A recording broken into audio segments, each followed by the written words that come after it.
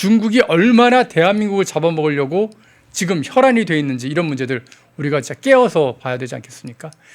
그런 국제관계는 또 저희 펜앤마이크가 자랑하는 국제 문제 전문가가 계시죠. 양일국 박사님과 또 자세한 얘기 좀 나눠보도록 하겠습니다. 박사님 어서 오십시오. 안녕하세요. 자, 요즘 그렇게 일본이 난리란 얘기 듣고 제가 깜짝 놀랐는데, 아니 저희가 그 X가, 그러니까 일론 머스크의 X가 그 인터넷 게시물, 자기네 X의 그 게시물에 국적을 공개를 했더니만 한국에서 이 국민의힘과 윤석열 대통령 비난하던 뭐 6만 5천 개가 넘는 그 게시물을 만들었던 사람이 알고 보니 중국인이어서 지금 난리가 났는데, 일본도 지금 비슷한 일이 벌어지고 있다고요? 그게 아마 지금 중국의 댓글 부대가 전 세계적으로 아마 활동하지 않는 곳이 없을 거예요. 예. 조금 뭐 이론적인 말씀을 좀 드리면은 중국의 우마오당이라는 그 댓글 전위 부대가 있습니다. 예. 그 0.5 위안을 받고 그 중국 공산당이 시키는 대로 댓글을 단다 이런 뜻인데 예. 2015년에 그걸 자유아시아 방송에서 한번 터뜨렸거든요. 예. 그것을 그래서 그 당시 2015년에 중국 공산 청년당의 내부 자료를 빼다가 단독을 냈는데 1,052만 명이었어요. 2015년에. 1,052만 명이요. 그리고 그 중에 이제 젊은 네티즌들에게 어필할 수 있는 대학생이 400만 명이 넘었다는 거예요. 그러면 상식적으로 1,052만 명이 하루에 한 100개 정도 댓글을 쓰면은 전 세계의 무슨 여론이라든가 또 선거가 있는 나라들을 얼마든지 그 흔들 수 있는 것이죠. 1,000만 명이 하루에 100개. 하루에 100개면 하루 종일 그것만 해야 된다는 얘기인데, 와, 그럼 몇 개예요? 10억 개? 그렇죠. 거기다가 또 요즘에는 뭐 AI 채팅 봇 이런 걸 쓰거든요. 그렇죠. 그 제가 가끔씩 펜앤마이크 이렇게 댓글창에 한번 장난 삼아서 뭐 저를 좋아하는 댓글에도 한번 그런 댓글 달아보고 해보는데 조금 뭔가 사람하고 대화하지는 느낌이 안 드는 그런 대화도 가끔 있어요, 보면.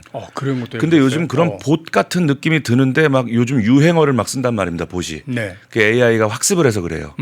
그래서 뭐 다른 이야기 하기 앞서서 우리 펜앤마이크 시청자분들은 아마 그런 보수 자유우파 성향을 가지고 인터넷을 하다 보면 가끔씩 악플도 이렇게 받게 되고 댓글 논쟁 같은 거 한두 번씩 다 해보셨을 거예요. 뭐 키보드 배틀이라고 그러는데 그거 안 해보신 분은 없죠. 그래서 이제 모든 논의에 앞서서 요즘 아이들 하는 말로 그런 글에 상처받는 걸 긁힌다 그러잖아요. 이제 우리가 그 면역력을 길러야 됩니다. 어차피 지금 펜앤마이크나 우리 자유우파 시민들을 비난하는 글에 아마 상당수는 보시거나 아무 생각 없이 기계적으로 붙여넣기 한 글이거나 또 중국 쪽에서 들어온 조작된 계획된 글들일 확률이 크다. 그러니까 우리가 막 게시판에 댓글 때문에 상처받고 이럴 필요가 없다. 우리가 면역력을 길러야 된다. 그리고 뭐 이후 얘기 나오겠습니다만 간첩법 개정이라든가 사이버상의 그 안보를 위한 각종 법규, 그리고 무엇보다 지금 국민의힘에서 여러 번 얘기가 나왔는데 잘 안 돼요. 우리 게시판에 글 쓸 때는 국적을 반드시 표기하게 하자. 근데 사실은 그것도 만병통치약은 아닌 것이 국적을 표기하게끔 해놔도 또 IP 우회로 들어와서 실제로는 외국에 있지만 우리나라 한국에서 쓴 것처럼 하는 방법이 또 여러 가지 있다고 하니까 일단 급한 대로 각 저 포탈이라든가 공식적인 게시판에는 우리 국적을 표시할 수 있게끔 법안을 빨리 만들어야 되는데 지금 여권이 허락해주고 받아줄지가 관건입니다. 참 지금 일본에 어떤 난리가 났는지 제가 좀 소개를 좀 해드릴게요. 이게 작년 기사거든요. 일본의 니케이 신문이 이걸 분석을 한 건데, 이 오키나와가 사실 류쿠 왕국이라고, 그러니까 세계 2차 대전 전에는 독립된 왕국이었습니다. 근데 그거를 일제죠. 그 당시에 일제가 점령을 해서 자기 일본으로 만들어 버렸거든요. 그래서 그 류쿠 왕국의 어떤 복원, 오키나와 독립을 요구하는 운동이 일본 안에서 계속 있어 왔던 모양이에요. 근데 그걸 갖다가 이제 니케이 신문이 분석을 해봤더니 이게 중국인이었네? 라는 게 그때 한 200개 정도쯤을 찾았던 모양입니다. 그랬는데 이번에 X에서 이제 그 국적을 공개를 했지 않습니까? 국적을 딱 공개하고 보니까 이게 일본인이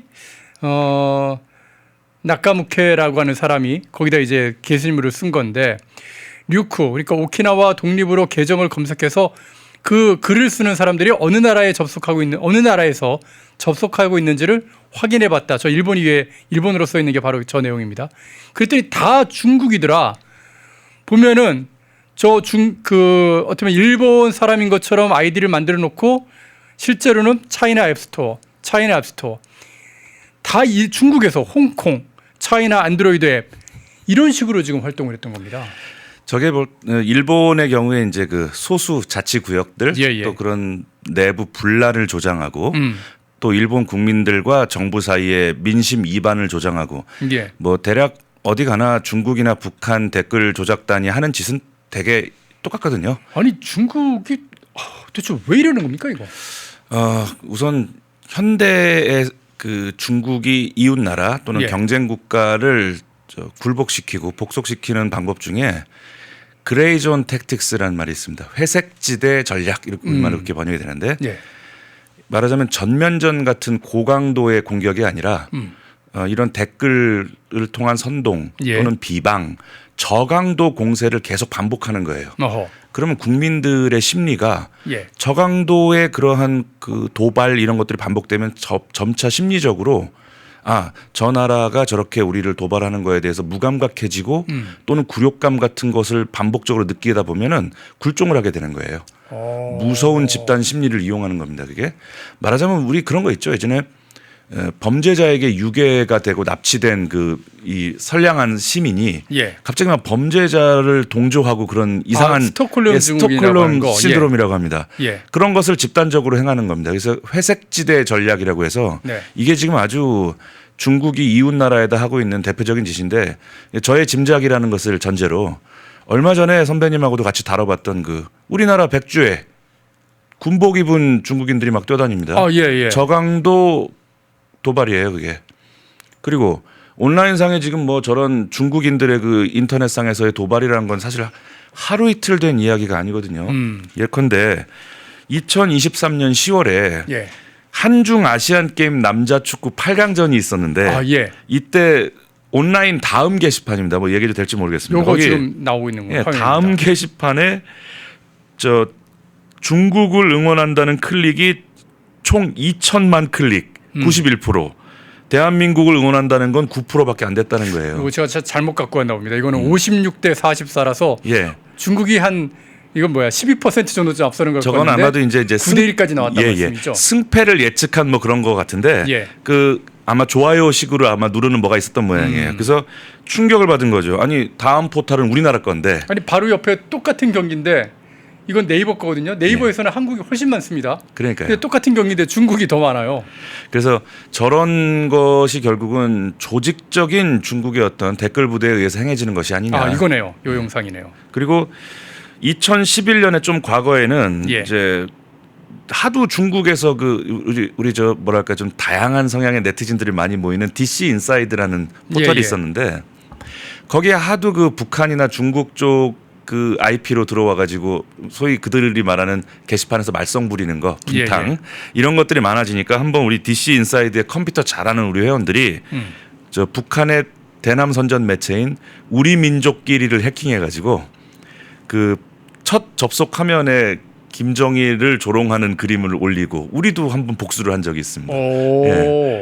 그러니까 난리가 났죠. 북한에서 이제 그때부터 아마 북한 댓글 부대가 한번 자존심이 상하니까 전방위적으로 댓글 해킹 이런 거 해오고 있는데 아마 중국과 관련해서 가장 최근에 있었던 조금 충격적인 사건이 이른바 2020년에 나는 개인이요라는 사태가 있었습니다. 그러니까 요약하자면 이런 겁니다. 중국은 지금 공산 통제 국가이기 때문에 중국의 반체제 인사들을 위한 홈페이지가 있습니다. 그러니까 중국 공안 입장에서는 그 홈페이지에 접속하면 체포해 갈 수 있어요. 그러니까 이제 중국 민간인들 입장에서는 아주 위험한 것이죠. 클릭을 잘못하면 내가 반체제 인사가 되는 겁니다. 그러니까 우리 네티즌들 중에 이제 재치 넘치는 우리 대한민국 한 네티즌이 자꾸 중국인들로 보이는 그런 글들이 자꾸 게시판을 망치니까 말하자면 중국 댓글 부대 내지는 한국의 좌파들이 좋아할 만한 어떠한 제목의 신문 기사, 대한민국 이제 끝났다 뭐 이런 식으로 그럼 이제 좌파들이 좋아해서 클릭할 거 아니겠어요? 근데 그 링크를 동타이왕이라는 반체제 중국에서 도끼는 뜨고 지켜보고 있는 동타이왕 홈페이지의 링크로 대체해 버린 거예요. 일종의 피싱을 한 거네요. 그렇죠. 그러니까 중국의 실제 댓글 부대, 뭐 평범한 뭐 다른 작전을 하려고 들어왔던 댓글 부대 내지는 뭐 우리나라 좌익들도 뭔가 재밌는 기사가 있나 보다 하고 클릭했는데 동타이왕으로 연결이 되는 거예요. 그러면 중국은 통제국가라 예. 그 동타이왕 사이트에 누가 접속했는지를 다 실시간으로 잡아낼 수 있거든요. 어허. 그러니까 이 사람들이 뜨악한 거잖아요. 당황하죠. 중국 사람들이. 예, 예. 그러니까 갑자기 그 게시판 밑에 나는 동타이왕 같은 어떤 단체에 소속돼서 반중 행위를 하는 나쁜 사람이 아니고 나는 그냥 혼자 인터넷 하는 사람이다 이런 뜻으로 나는 개인이요라는 중국 말투의 댓글이 갑자기 그 게시판에 달리기 시작하는 거예요. 그게 뭐냐? 내가 동타이왕에 실수로 접속했고 그 게시판에 나는 개인이요라고 써놔야 나중에 공안이 잡으러 올 때 이거 봐라. 이거 내 실수로 접속한 거다. 우리가 그 남한 아이들에게 속아서 접속한 거다. 그래서 안 잡혀가기 위해서 어떻게 보면 중국 댓글 부대 입장에선 살기 위해서 그 댓글을 쓴 겁니다. 아니 그런 증거가 다 있었군요. 그 댓글이 다 남아 있고 그 댓글마다 그 캡처된 게 인터넷에 돌면서 그때부터 우리나라 이 온라인 사이버 공간이 이게 누구를 위한 공간이냐 이런 자조적인 이야기가 나왔었습니다. 그게 이번에 어떻게 보면은 미국의 이 X의 국적 표시제 요걸 시작을 딱 해서 확인이 된 그런 일이라고 볼 수 있겠군요. 제가 짐작컨대는 그 일본이나 미국이나 그 주변국들에게 막 오래전부터 그런 짓을 하고 있었을 겁니다. 야, 개인이요 사건 저도 이제 기억이 이제 다시 좀 새롭게 나는데 그걸 확인을 해준 일이 이렇게 일본이나 또는 한국에서 이렇게 벌어지는데 이래도 민주당은 국적 표기제 요걸 갖다가 반대를 할지 잘 모르겠고 그래서인지 이걸 일단 방어를 좀 해야 될 거 아닙니까? 중국인들이 자꾸 들어와서 대한민국 여론을 조작하는 건데 이걸 담당하는 게 어떻게 보면은 국정원하고 방첩사 이런 것 아닌가요? 근데 방첩사를 지금 해체한다고 하죠? 그렇습니다. 지금 미국 같은 경우도 아예 국토안보부가 이 문제에 직접 관할하고 있어요. 예, 그래서 예. 선거 개입이나 이런 여론 조작은 민주주의의 근간을 흔드는 위협이다 이렇게 규정을 했고요.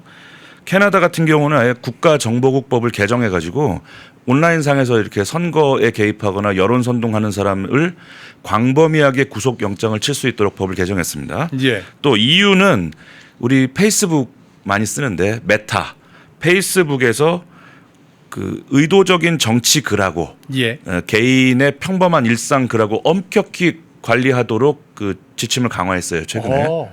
그 우리는 지금 정반대로 가고 있는 거죠. 방첩사를 사실상 방첩하고 수사하고 정보 수집을 분리하겠다. 방첩사는 방첩만 해.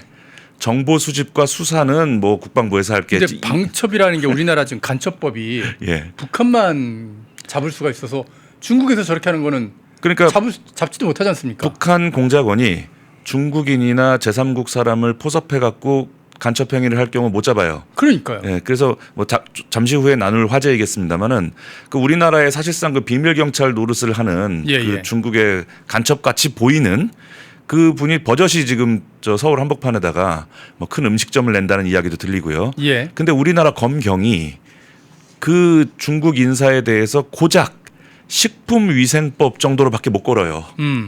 누가 봐도 이것은 중국의 정치적 영향력을 확산하기 위한 노력을 분명히 하는 듯 보이는데 네네. 제가 말을 좀 조심하고 있습니다. 근데 고작해야 식품위생법, 식품안전법 정도로밖에 조사를 못하는 거예요. 중국인은 간첩행위의 그 간첩법의 처벌 대상이 아닌 겁니다.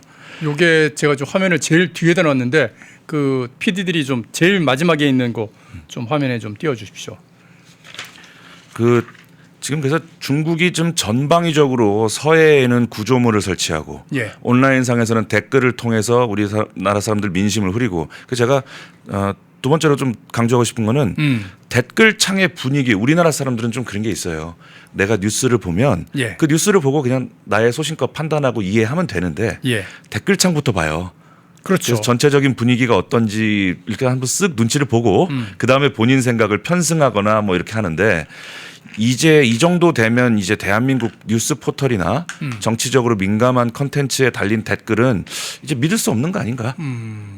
어떻게 보면 국민들 스스로 자유민주주의와 상식에 입각해서 이 세상 문제를 바라보고 판단하는 힘을 길러야지 우리나라처럼 이렇게 댓글 보고 판단하고 남의 여론에 민감한 이 환경일수록 이 댓글 공작에 더 잘 먹힐 겁니다. 예, 방금 말씀하셨던 그 내용 지금 화면이 좀 떴는데 이 사람 여러분 다 기억하시죠? 이 왕하이준인가 하는 사람.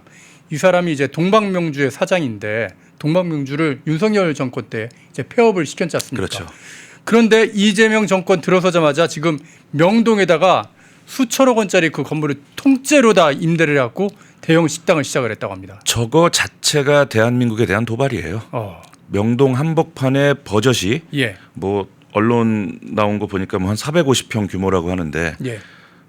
중국의 비밀 경찰, 뭐 제가 참 순화시켜서 이야기하는 겁니다. 예. 비밀 경찰로 오인받고 있는 인물이 대한민국 한복판에 450평짜리 음식점을 버젓이 내는 것 자체가 대한민국 사람들에 대한 도발입니다. 왜 그러냐면 2025년 2월 10일에 이런 문제가 있었는데 우리나라에 왔던 주한 중국 대사가 바로 이 동방명주 사장을 만난 거예요. 예. 간첩 내지는 스파이가 아니냐는 의혹이 일고 있는 인물을 대놓고 중국 대사가 만난 겁니다. 이것 자체도 대한민국 국격에 대한 도발로 봐야 되는 것이죠. 그런데 세이프가드 디펜더스라는 시민단체가 있습니다. 그 스페인에 본사를 두고 있는데 네네. 주로는 중국의 인권 탄압 사례를 찾아내고 고발하는데 저는 그 뒤에 미국이 있을 거라고 봅니다만 가끔 이 단체가 중국의 기밀 자료나 핵심 자료 같은 거 빼서 공개해가지고 가끔씩 파장을 일으키는데 이 세이프가드 디펜더스가 밝힌 바에 따르면 전체 53개국에 102개 비밀 경찰서가 있다. 아, 중국이? 예. 중국이 운영하고 있다. 전 세계 53개국에 총 102개가 있는데 예. 그중에 한국도 포함된다고 맨 처음 폭로한 곳이 바로 이 세이프가드 디펜더스라는 시민단체입니다. 그렇군요. 그래서 2022년 9월 이후에 전 세계가 경악을 한 거예요. 그래서 네덜란드, 아일랜드, 캐나다, 독일 다 저 국가정보원 풀가동해가지고 그 속출해고 뭐 독일은 1개, 무슨 뭐 캐나다는 2개 이런 식으로 속가내고 지금 다시 추가적으로 생기지 않도록 지금 잔뜩 감시하고 있는데 대한민국은 좀 거꾸로 가고 있는 거죠. 오히려 지금 이 사람이 이제 떳떳하게 이재명 정권에서 명동에다 450평짜리 식당을 내고 있고 그리고 그 식당이 이제 뭐 맛있는 요리만 팔면 뭐 괜찮은데 네네. 지금 중국인 가운데 이제 대한민국에 들어와 있는 중국인 가운데 반체제 성향으로 돌아섰거나 네. 중국에서 반체제 운동을 하다가 도피성으로 대한민국에 들어온 사람들을 색출해 가지고 본국으로 송환하는 업무를 하는 것이 아니냐 이런 의혹이 지금 여러 군데서 터져 나왔는데 이름은 참 멋있어요. 해외 서비스 스테이션 뭐 이렇게 작전명이 되어 있는데 대체로는 우리나라로 도망와 있는 반체제 인사를 잡아다가 중국으로 돌려보내는 끔찍한 일을 지금 서울 한복판에서 하고 있다는 의혹이 강하게 일었습니다. 그런데 지금 되게 조심하게 좀 대한민국 검경이 예.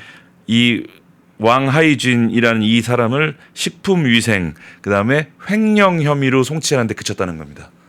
법이 없거든요. 간첩법이 우리나라 간첩법이 반쪽짜리라서 북한만 지금 잡을 수 있지 중국 간첩에 대한 거는 이게 법이 옛날에 만들어지다 보니까 그렇습니다. 그리고 이 수정이 돼야 돼요. 간첩법을 지금 고쳐야 되는 이유는요. 네. 지금 대한민국에 그 얼마 전에 그 청주 간첩단 사건이 있었습니다. 청주 간첩단 사건 통상적으로 우리가 전통적인 의미의 간첩단 사건들을 보면 뭐 여론 선동을 좀 해서 북한에게 유리한 정치인이 좀 더 인기를 얻도록 한다든지 아니면 간첩이 실제로 뭐 특정 인물과 접선을 해가지고 주로 대학생 운동권들을 포섭한다든지 뭐 이런 정도인데 이번 청주 간첩단 경우는 그 미션이 그 간첩단에게 북한이 준 미션 중에 F-35 스텔스 기술을 빼와라 그 미션이 있었어요. 근데 그것이 온라인과 오프라인을 가리지 않고 광범위하게 행해지고 있다는 거죠. 그 우리가 아무리 철통 같은 보안을 지켜도요. 그 안에 내부에 일하는 직원이 조금만 정신기강이 해이해지면 얼마든지 뚫려요. 예를 들면 대한민국의 그 국방부의 메인 서버가 한번 북한한테 해킹당한 적이 있습니다. 한 10여 년 안 됐을 거예요. 한 몇백 기가 분량의 데이터를 털렸는데 대충 이만한 데이터를 털렸다는 것만 우리가 잡아냈지 구체적으로 무슨 자료가 털렸는지는 못 잡았어요. 그래서 아마 그 뒤로 군인들이 고생을 많이 했을 겁니다. 자료가 털렸을 거라고 짐작되는 부분에 군사 기밀이나 이런 거 다시 다 바꿔야 되는 전부 거죠. 다 바꿔야죠. 근데 그게 이제 어떻게 해서 그게 털렸는지 나중에 이제 국방부에서 아주 엄정하게 조사를 해보니까 아시다시피 이제 군대의 네트워크 컴퓨터는 이제 일반 인터넷과 단말기로 보통 많이 운영하죠. 그렇죠. 분리돼 있습니다. 그래서 이제 군대 내에서는 인트라넷이라고 해서 그 군 부대 안에 소규모 네트워크만 쓰고 그 인트라넷 망을 지금 펜앤마이크 보시는 일반 인터넷선하고는 절대로 연결하면 안 되거든요. 예. 일단 연결되는 순간 해커들의 밥이 되기 때문에 그래요. 예. 근데 그 인트라넷을 관리하는 외부 용역업체 직원이 그 이제 집에서 있다가 무슨 문제가 생기면 바로 군부대로 뛰어들어와야 되는데 귀찮거든요. 그러니까 몰래 수많은 단말기 중에 하나를 살짝 일반 인터넷에 연결해 놓은 거예요. 그럼 집에서 고칠 수 있거든요. 거기에 그 허점이 밝혀졌던 겁니다. 그리고 우리나라의 한수원 원전 해킹이라든가 이런 그 해킹들이 실제로는 대한민국이 보안 이 기술이 탄탄한데도 불구하고 내부 직원이 이를테면 외부 간첩한테 포섭당해서 내가 누군지 뭐 이 목적이 뭔지 묻지 말고 그냥 내가 이 돈을 줄 테니까 너 이 USB를 출근해서 꽂아. 너 그것만 해주면 내가 몇 억을 줄게. 되게 그런 식으로 내부에서 보안이 많이 뚫려요. 자, 그러면 한번 잘 생각해 보죠. 요즘에는요. 최근 간첩단의 동향이 옛날처럼 북한에서 고도로 훈련된 어떤 요원을 뭐 판문점 휴전선이나 제3국을 경유해서 난파하는 방식이 아니라 온라인 상에서 이제 알아서 자생적으로 반국가 성향을 띠는 사람을 온라인 상으로 스카우트하는 방식으로 간첩 행위가 이루어지고 있어요. 그게 최근에 그 민노총이 개입된 그 간첩단 사건이 전형적인 케이스입니다. 그러니까 인터넷상에서 아주 그 좌파적인 반국가적인 발언을 하는 사람들을 이제 마킹해가지고 댓글을 막 달면서 응원하는 거예요. 잘한다, 잘한다. 그리고 너 이런 상황이면 어떻게 할 거야? 뭐 이런 식으로 온라인상에서 어떤 사상 검증이나 이런 걸 다 한 다음에 이제 그 텔레그램이나 위챗 이런 걸로 보내서 야, 내가 비트코인으로 얼마 보낼 테니까 우리 베트남에서 만나. 베트남 무슨 공원에 몇 월 며칠 몇 시에 앉아 있어. 그래서 내가 뭐라고 질문하면 넌 뭐라고 대답해. 이런 식으로 접선을 암호를 하는 거죠. 예. 자, 그렇게 포섭을 하는 것 외에도 또 뭐 북한이나 중국이 외화벌이 목적으로 뭐 비트코인을 해킹한다든지 그리고 또 이제 곧 이제 내년 5월이면 지방선거 있지 않아요? 두고 보십시오. 이제 중국, 북한이 아마 그 물 만난 듯이 우리나라 인터넷을 휘젓고 다닐 겁니다. 지금부터 경각심을 가져야 되는 거예요. 야, 어쩌고 보면은 진짜 미국이 이 트위터 지금 이제 X입니다. 그 X를 갖다가 국적 표시를 먼저 해줌으로 인해서 대한민국 전체가 또 자유진영 국가들 전체가 이 중국의 어떻게 보면은 이 여론전에 대해서 딱 경각심을 갖게 되는 그런 계기가 됐네요. 그리고 뭐 이건 조금 좀 민감할 수 있는 얘기지만 우리나라도 국방부나 방첩사가 중국이나 우리 적국에 대항하는 채팅봇을 개발해야 되는 거예요. 우리도 필요하면은 중국의 여론을 선동해야 되는 거고 우리도 북한의 뭐 우리 이재명 대통령의 말에 의하면은 북한 사람들 다 인터넷 하고 있는 것처럼 알고 계신 것 같던데. 진짜. 물론 북한은 소수 고위층들만 인터넷을 사용하지만 그 소수 고위층 자제들을 대상으로라도 우리도 선전해야 되는 거죠. 근데 우리는 국정원에서 그 대한민국 사이버 안보를 위해서 고생하는 댓글 그 작업하시는 그 국정원 요원을 그렇게 망신 주고 다 체포했잖아요. 체포하고 그 어떤 저 민주당 정치인은 그 좌표를 찍었습니다. 그 오피스텔 좌표를 찍어서 거기 사람들이 몰려가는 다 몰려가서 뭐 세상에 부시고 들어가려고 그러고 그랬죠. 세상에 국가정보원 에이전시를 그렇게 하는 나라가 어디 있어요. 그래서 그런 댓글 부대 같은 것도 이제는 좀 정치적인 걸 좀 걷어내고 국가 안보 차원에서 육성해야 됩니다. 그리고 우리가 48년에 인터넷이라는 게 없었던 그 시기에 우리가 여수 순천 사건도 사실은 군부대에 암약한 간첩들이 사실은 그 엄청난 비극을 만든 거란 말이에요. 그러면 지금 방첩사를 사실상 뭐 방첩은 방첩사가 그대로 하고 정보 수집과 수사는 딴 데서 한다. 이거 말도 안 되는 소리입니다. 그 세 개를 통합해서 더 강력하게 만들어줘야 될 때고 지금 군내에는 간첩이 없을까요? 바로 이런 물음을 우리가 항상 가지고 살아야 되는 거죠. 지금 저 일본의 저 소수 자치구역을 마치 수많은 사람들이 그 일본에서 분리 독립을 원하고 있는 것 같은 여론을 막 만든다든지 또 그 지역에 있는 사람들에게 정부와의 그 민심 위반을 추종하고 있는 거 대한민국엔 없겠냐는 거예요. 우리 오늘 방송 보시는 우리 펜앤마이크 시청자분들도 다 같이 좀 경각심을 가졌으면 좋겠습니다. 야, 이 간첩에 대한 경각심을 좀 이렇게 딱 살려주셨고요. 저도 오늘 취재하면서 이거 처음 알았습니다. 명동에 동방명주 시즌 2가 다시 생겼다는 얘기도 처음 알았습니다. 그리고 제가 한 가지만 높아심에 좀 말씀을 드리면 최근에 그 스피어 피싱이라는 기법이 있습니다. 이게 뭐냐면 창으로 찌르는 건 맞습니다. 그래서 예를 들면은 특정한 유명인이나 영향력이 있는 사람 하나를 찍어서 그 사람에 대한 사전 조사를 면밀히 하는 거예요.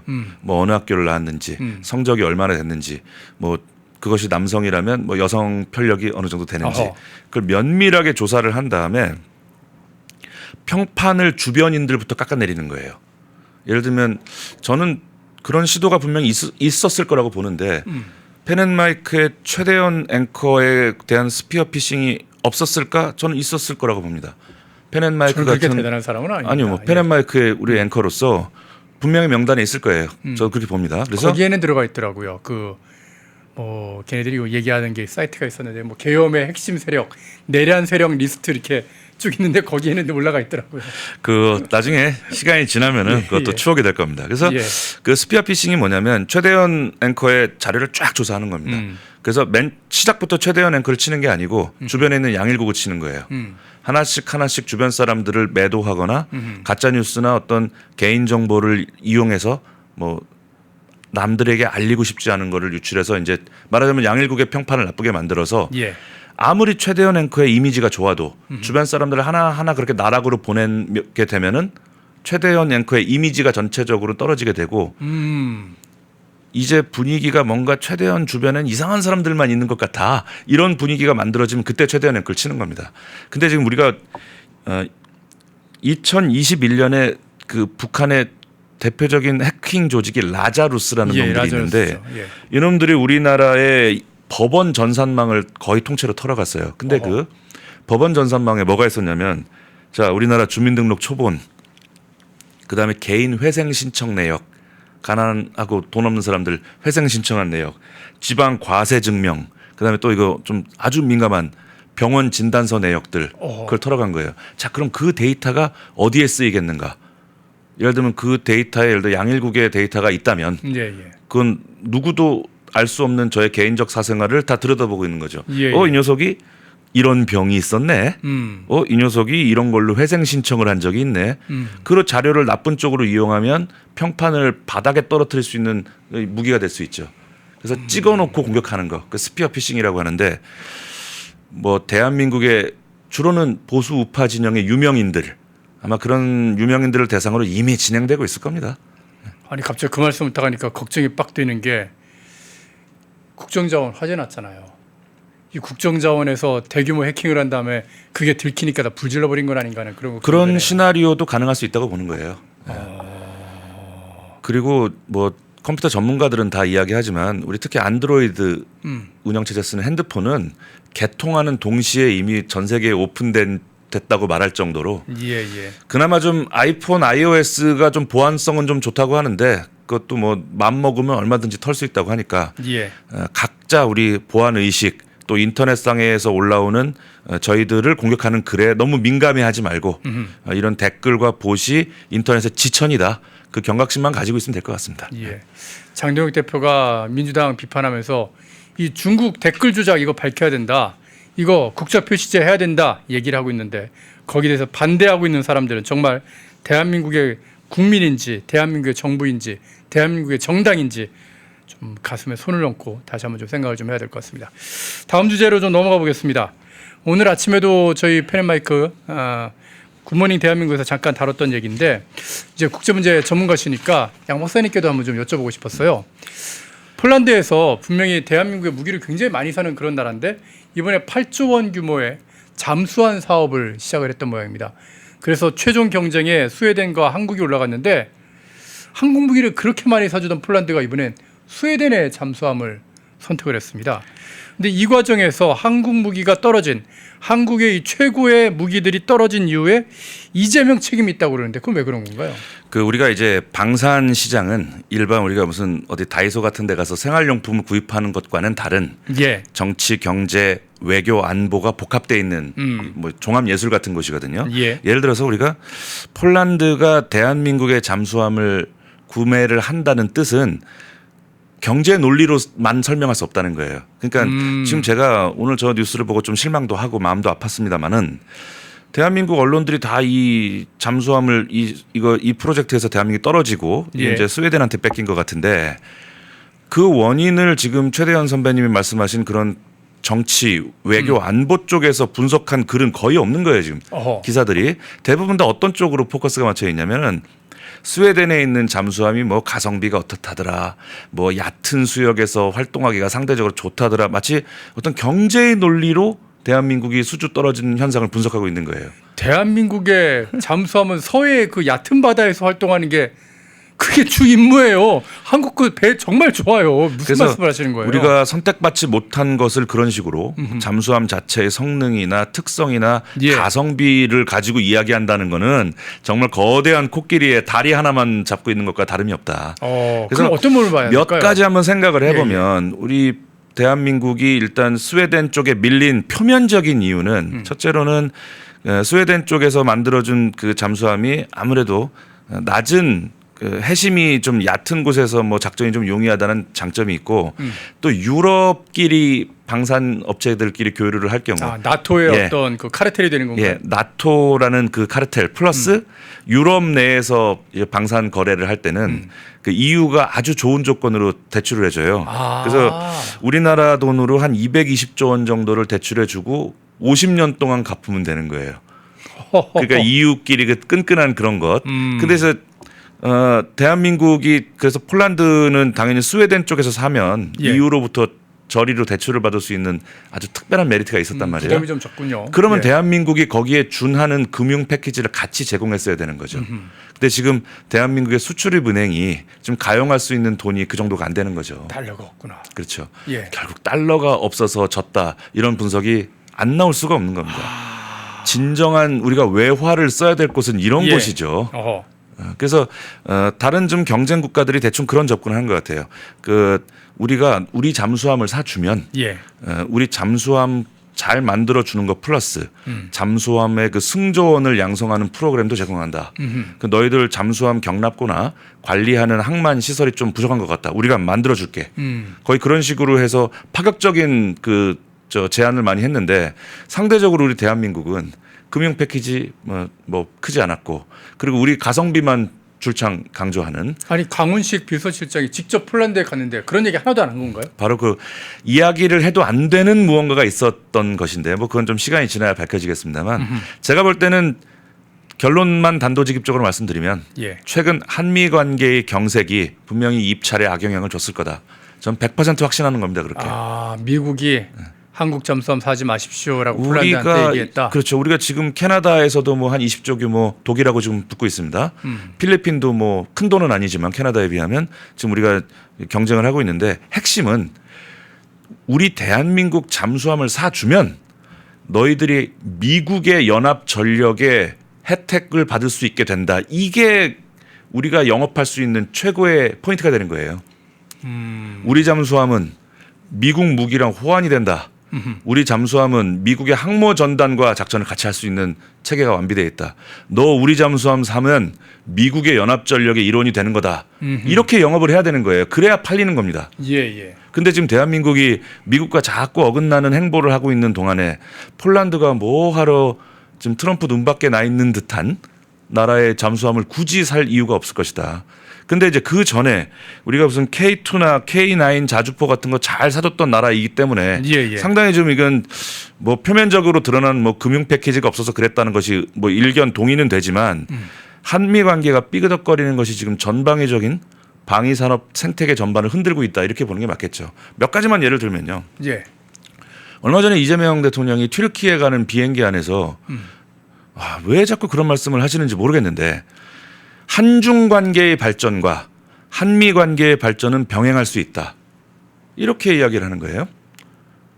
또 그리고 뭐 우리 G20에 가서는 지금 그렇잖아요. 지금 미국과 중국이라는 거대한 용이 차기 패권을 놓고 지금 하늘에서 불을 뿜고 싸우고 있는데 물론 그것이 외교 현장에서의 우아한 대화로 겉포장이 돼 있을 뿐이지 그 내실은 패권 전쟁 중인데 지금 G20에서 가서 우리 70년 한미 우방의 지도자로서 얘기하는 것은 너무 한가한 소리다. 다자 무역의 장점을 뭐 회복하겠다.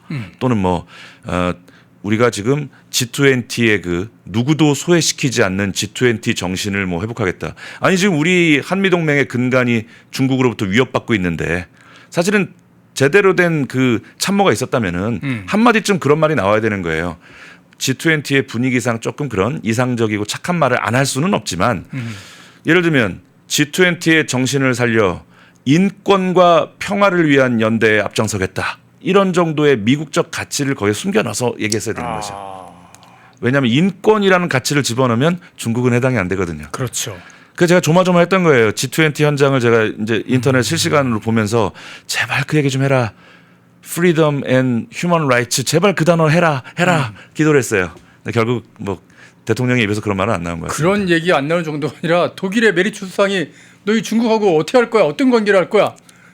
답을 안 하잖아요. 동문서답도 물론은 이제 외교의 한 전술입니다만 이게 아주 상당히 미국이 불편했을 거라고 봐요. 왜 그러냐면 자 독일 총리가 물었습니다. 이재명 대통령의 대중 스탠스는 뭡니까? 예. 자, 그러면 우리 독일이 어떤 나라인가요? 독일은 1945년에 분단 이후에 1990년 동서독 통일에 이르기까지 완벽한 친미 국가로서 지금까지 오고 있거든요. 예. 그러면 총리가 정녕 이재명 대통령의 스탠스가 궁금해서 물어본 게 아니라 너 왜 그래? 그겁니다. 서독 총리가 그러니까 독일의 총리가 지금 이 국제 정세 속에서 중국 편을 들어야 될 것인가 미국 편을 들어야 될 것인가 정녕 몰라서 물었겠냐는 거죠. 한번 이렇게 쿡 찔러본 거군요. 겉으로는 아주 어떤 반응을 보이나. 그렇죠. 겉으로는 아주 예의 바른 질문으로 돼 있지만 너 왜 그래? 정신 좀 못 차리고 있는 거 아니야? 지금 미국하고 왜 그러는 거야? 이 질문을 한 거죠. 그러니까 이제 이재명 대통령은 아마 그 질문에 대한 준비가 사전에 이제 실무 조율이 됐는지 모르겠는데 예. 우리가 독일의 경험으로부터 뭐 배워야 될 게 많다고 생각하는데 이렇게 동문서답을 했거든요. 뭐 그 말이 진심이라면 우리가 독일에게 배워야 될 역사가 뭐 많이 있지만 독일에게 배워야 될 건 통일의 역사겠죠. 통일의 경험. 아니, 미국한테 딱 붙어야지 통일이 가능한 겁니다. 사실 이렇게 얘기하면 저 독일 분들은 좀 섭섭할 수 있겠지만은 뒤에 레이건이 없었으면 통일 안 됐을 거예요. 예. 동서독은. 그 경험 그러니까 우리 이재명 대통령이 이야기한 독일에게 배우겠다는 것이 제발 동서독 통일에 있어서 독일과 미국의 그 우호 설린의 관계 그 교훈을 배우겠다는 의도이기를 바랍니다만 잘 모르겠습니다. 아이고 뭐 근데 그것뿐이겠습니까? 사실 뭐 이재명이 한국 잠수함을 진짜 팔 생각이 있는지 모르겠어요. 잠수함을 팔 생각이 있는 사람 같으면 이 장영실함 대한민국 최초의 3,000톤급 진짜 최신의 함이 진수가 되는데 여기도 안 갔잖아요. 역대 그 우리가 설계해서 만든 잠수함 1호, 예, 예. 1호를 진수하는 건 의미가 크죠. 이제 예. 저게 이제 1호가 진수됐으니까 필요에 따라 같은 기종을 이제 여러 개 만들 그때는 건데 만들기 쉽죠. 예. 1호를 진수할 때 대통령이 안 간 전례가 없어요. 예. 우리가 이 정부 사람들 맨날 입만 열면 자주국방 하는데 저 해군들이 얼마나 사기가 떨어졌겠냐는 거예요. 저렇게 힘들게 만들었는데 진수식에 가가지고 그 하는 거 있잖아요. 왜 와인병 하나 예. 이렇게 딱 항상 때려가지고 여성이 깨는 게 있죠. 좀 그런 것도 좀 하고 우리 저 이재명 대통령 부부도 좀 그런데 좀 가야지. 그 국제 무대에서 가야 될 곳에 안 가기로 유명한 뭐 대통령 부부이지만 장영실함 진수하는데 가지 않은 것만 하더라도 저것을 외국에서 어떻게 봤을까의 문제 또 해군의 사기 저하 또 대통령도 진수식 때 안 가보는 잠수함인데 지금 이재명 정부의 스탠스와 한미 관계를 볼 때 저 잠수함을 제대로 만들었겠어? 이런 그런 댓글을 중국 해커들이 달고 있겠죠 어딘가에. 아니면 중국이 싫어했을까요? 한국이 이렇게 최신의 함 이건 지금 어떻게 보면 이 안에 탄도미사일도 장착이 가능한 크기의 함이거든요. 이런 잠수함을 개발한 거에 대해서 중국이 불편해하니까 아예 안 간 건 아닐까요? 뭐 그 부분 플러스 저 지금 이 정부가 어떻게든 북한하고 대화 물꼬를 터보려고 지금 애쓰는 그것이 중첩되어 있는 것 같습니다.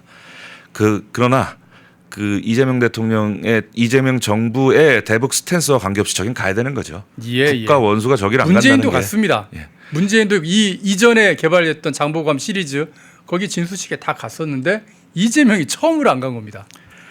말이 안 되는 그런 상황입니다. 이거는 한심한 일입니다. 이거. 예. 자 끝으로 한 가지만 더 여쭙겠는데요. 저는 아침에 이 뉴스 보다가 무슨 영화 속에 나올 만한 그런 얘기를 뉴스를 전하더군요. 아니 중국인들이 백주 대낮에 중국인 2명이 한국 중소업체 대표 사장을 갖다가 납치 살해하려고 어떤 시도를 하다가 뭐 쇠망치로 사람을 때렸다고 그러더라고요. 근데 저분이 이제 다행히 남자분이요 그 도망가는 바람에 대단하신 미수에 거예요, 그쳤다. 정말. 예. 그런 얘기가 있었는데 이건 무슨 마치 뭐 영화 신세계라든지 뭐 그런데 조선족들이 누구 암살하려고 들어가는 거하고 똑같은 장면이지 않습니까? 저런 게 백주의 대한민국 한복판에서 예. 벌어지고 있다는 거에 대해서 아마 온 국민이 충격을 받고 계실 것 같고요. 예. 저 검찰이 조사를 해보니까 저 중국인들 한 서너 명이서 한 3개월 동안 저 사업하시는 기업인을 미행을 해서 동선을 다 파악을 했고 당일에 저 아마 그 영상을 보니까 눈을 가리기 위해서 이렇게 본드를 잔뜩 묻힌 종이 상자를 이렇게 뒤에서 뒤집어 씌워서 예. 시야를 가리고 쇠망치로 가격을 한 거예요. 예, 예. 그리고 나중에 알고 보니 살해 후 안매장 장소까지 다 물색을 해놓은 정황이 있다. 그리고 쇠망치뿐만 아니라 뭐 도끼 같은 뭐 일체 뭐 세트로 흉기가 다 준비가 돼 있었고 금은방 사장 하나를 타겟으로 해서 추가 범죄도 진행 중이었다는 게 한 명이 밝혀졌어요. 아니었군요. 예. 그러니까 저 범죄를 하는 동안에도 돈 있는 좀 재산이 있어 보이는 사람들 미행을 계속하고 있었다. 그러니까 우리 이번에 만약에 저분이 기지를 발휘해서 어쨌건 살아났습니다. 그런데 네네. 저렇게 안 하고 그냥 납치가 성공했다면 저 사건이 밝혀지는데 오래 걸리지 않았겠어요. 그랬겠죠. 실종 사건으로 그냥 처리가 됐을 수도 있죠. 그런데 지금 정부가 하고 있는 중국에 대한 이 정책이 너무 답답하다는 겁니다. 지금 이야기가 나오는 게 법무부에서 8.15 광복절을 맞아가지고 뭐 불법 체류한 중국인들 뭐 갱신을 하겠다 뭐 이런 얘기도 나오고 다 합법적으로 한국에 머무를 수 있게 만들어주지 않습니까? 또 심지어는 뭐 청년 5명이 뭐 시위하면서 뭐 시진핑이 들어있는 사진이 들어있는 뭐 뭘 훼손했다 뭐 이래서 지금 검찰 송치됐다 그러는데 예. 이게 말이 되느냐? 이건 정말 노골적인 친중 사대주의의 재현이 아닌가. 그리고 지금 전국 곳곳에 지금 저 중국 관광객 내지는 누군지도 모르는 사람들이 용변을 보고 다니는 이런 나라가 됐습니다. 지금. 대변 테러를 당하는 그런 상황인데. 그래서 아까 제가 말씀드린 것의 연장선으로 이 문제를 볼 필요가 있다는 거예요. 이게 일종의 저강도의 스트레스를 계속 주는 겁니다. 지금. 근데 우리 사람이라는 게 군중 심리라는 게 이렇게 무섭습니다. 처음에는 우리가 놀래요. 중국인들이 저렇게 범죄자들 놀래고 아마 저 아이 키우는 어머님들은 저 밤늦게 아이랑 안 나가고 당분간 조심합니다. 근데 이 사람의 심리라는 게 저런 저강도의 스트레스를 주기적으로 계속 주면 무뎌져요. 우리 무슨 덕수궁이나 이런 데 뭐 중국인이 뭐 용변을 본다. 처음엔 충격을 받습니다. 근데 저강도로 계속하죠. 익숙해져요. 또 저 중국인간보다 뭐 그냥 그러고 말고 낄낄거리고 그냥 말고 그렇게 되는 거예요. 그리고 뭐 이번에 우리가 펜앤마이크에서 특히 저하고 선배님하고 군복 입고 행진하는 거 아주 뭐 다 놓고 보니까 제가 이야기한 그 쇼츠 부분도 조회수가 매우 높은 걸로 봐서 많은 국민들이 경각심을 갖고 있는 거예요. 근데 계속 그래 보세요. 한 달에 한 번, 몇 달에 한 번. 그럼 사람들이 무뎌집니다. 이게 중국이 노리는 겁니다. 이게 아까 말씀드린 그레이존 택틱스예요. 고강도의 도발은 아니지만 저강도의 도발을 계속 반복하면 무뎌집니다. 그리고 우리가 지금은 분노하거든요. 아니 이 정부는 왜 이래? 지금 중국에게 왜 할 말을 못해? 처음에는 분노합니다. 계속 반복되면 무뎌지다가 포기합니다. 그래 원래 우리 한국 정부는 그런 거지 뭐. 자 이렇게 되는 거예요. 지금 서해 구조물이 들어와도 우리가 아무리 펜앤마이크에서 외쳐도 하긴 진짜 서해 구조물이 이제 국민들이 그냥 그런가 보다라고 생각하는 아마 이게 반복이 되고 이렇게 되면 그냥 아예 서해 구조물을 하나의 그냥 서해에 와 있는 중국의 구조물은 그냥 기정사실 비슷하게 뭐 그 군사시설 아니라며 뭐 그러면서 그냥 넘어가는 거죠. 그래서 아까 말씀드린 대로 그 스톡홀름 신드롬 물론 그건 개인의 문제지 국가의 문제하고는 안 맞는 얘기입니다만 이런 저강도 도발에 충격받고 무뎌지고 충격받고 무뎌지고 반복이 되면 우리가 어느 순간 중국이라는 나라에 대해서 우리가 과거 우리 조선시대에 사대하고 고개를 조아리고 그 삼전도의 굴욕을 겪었던 그 상태로 우리가 하나씩 받아들이게 되지 않는가. 냄비 안에 개구리를 서서히 냄비를 가열하면 개구리 끓이는 방법으로. 그 지금 중국의 목적이 뭘까 정리하자면 이런 거죠. 대한민국 내에 한미동맹 우호 세력을 평판을 파탄내거나 와해시키거나 이간질한다. 첫 번째인 것 같고요. 두 번째는 대한민국 보수 진영의 정치인들을 깎아내리는 온갖 종류의 댓글, 평판 이런 거. 뭐 몇만 개씩 달리니까요. 예를 들면 지금 태극기 집회에 자주 나오시는 분들에 대한 악플들. 그거 순수 우리나라 국민들이 쓴 악플만 있는 건 아닐 거예요. 그리고 우리가 갓근 이론이라는 거 저 최대현 선배님도 지난번에 좀 말씀 잘하셨습니다. 우리가 100년 전에 일본의 감정을 가지고 막 이렇게 반일 감정을 조장하는 것도 따지고 보면 반일은 친북입니다. 우리가 김일성의 그 갓근 이론이라는 뭐 이론이라고 붙이기도 뭐 애매한 한쪽은 거지만 일본, 예. 한쪽은 미국이죠. 한미 동맹과 한일 협력 그 끈 두 개로 갓이 달려 있는데 예. 우리가 갓이란 건 끈 하나만 끊어내도 바람 불면 날아간다. 그게 그렇죠. 갓근 이론입니다. 예. 그래서 막 어떤 분들이 아직도 그래요. 뭐 일본하고 협력해야 된다. 뭐 제가 뭐 다카이시 총리 뭐 이렇게 좀 칭찬했더니 험악한 댓글이 달려요. 저거 양일국이 저것도 또 친일파구나. 친일 매국노다, 뭐 토착 외구다 그런 소리 우리가 하겠죠. 100년 전에 일본하고 2025년에 일본은 다른 거죠. 예. 어제의 원수가 오늘의 친구가 될 수도 있는 거기 때문에. 그래서 인터넷에 그런 댓글들 한번 잘 보시라고 제가 권유하고 싶어요. 한미동맹 와해하려는 댓글들, 지금 현재 2025년 시점에서 반일을 조장하는 댓글들, 또 중국에 대해서 뭐 중국에 대한 거부감이나 반감을 이야기할 때, 너 혐오하는구나. 되게 이런 댓글들이 순수 우리 한국 네티즌들에 의해 쓰여지지 않을 거다. 두고 보십시오. 저 예. 새망치로 내리친 저 뉴스 댓글창도 오늘 제가 집에 가면서 보려고요. 아마 제가 중국 댓글 조작단이라고 하면은 이렇게 쓸 것 같아요. 그 중국인이 아니어도 한국인들 사이에서도 강력 범죄는 있지 않나요? 아마 이렇게 저라면 그렇게 쓸 것 같습니다. 검색해봐야 되겠는데요. 네, 저라면 그렇게 쓸 것 같습니다. 그럼 그런 그 댓글이 있으면 그 밑에다가 아까 얘기하셨던 그리고 저라면 예. 저 해당 신문사나 방송국에다가 그런 메시지를 줄 것 같아요. 자꾸 쇠망치로 내리친 강력 사건이라고 쓰면 되지. 왜 제목에 중국이란 말을 써서 혐오를 조장하느냐. 뭐 예를 들면 중국 자본을 가지고 세운 한국 회사들의 무슨 광고 불매 운동을 한다든가. 아하. 신문사 앞에서 한 4, 50명씩 진을 치고 특정 국가 혐오 조장하는 무슨 신문 폐가 나라고 괴롭히면 중국이란 단어 앞으로 쓰기 어렵지 않겠어요? 그게 바로 제가 지금 말씀드린 예시가 예. 그레이 택틱스라고 합니다. 그레이 존 택틱스.